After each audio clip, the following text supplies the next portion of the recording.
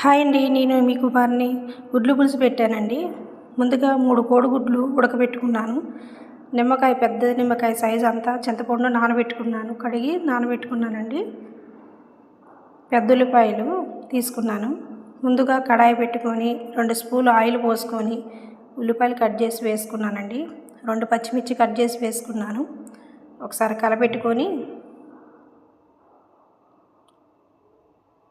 1 spoon salt, 1/2 spoon పసుపు వేసుకొని తిప్పుకోవాలండి.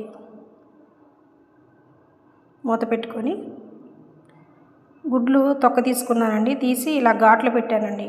ఇలా ఘాట్లు పెడితే చక్కగా పులుపు గుడ్లోకి లోనకి వెళ్ళి చక్కగా తినడానికి పుల్లగా కారంగా బాగుంటుందండి. ఒకసారి ఇలాగా ఘాట్లు పెట్టుకొని చూడండి, చాలా బాగుంటుంది. చూడండి, ఇలాగా ఉల్లిపాయలు ఒకసారి కలుపుకొని ఇందులో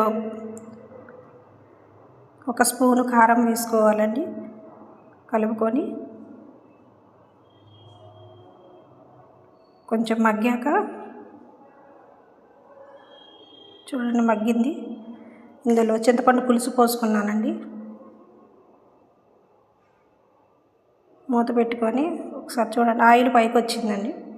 ఇలా ఆయిల్ పైకి వచ్చాక గుడ్లు వేసుకోవాలి.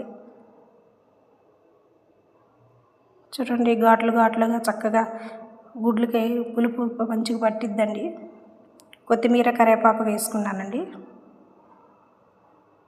ఒక 5 నిమిషాలు మగ్గనిస్తే దగ్గరికి అయితే అంతేనండి, కోడిగుడ్డు పులుసు. నాకు మాత్రం చాలా ఇష్టం అండి. మీకు ఎంతమందికి ఇష్టమో చెప్పండి. Please like, subscribe. Thank you for watch. Thank you.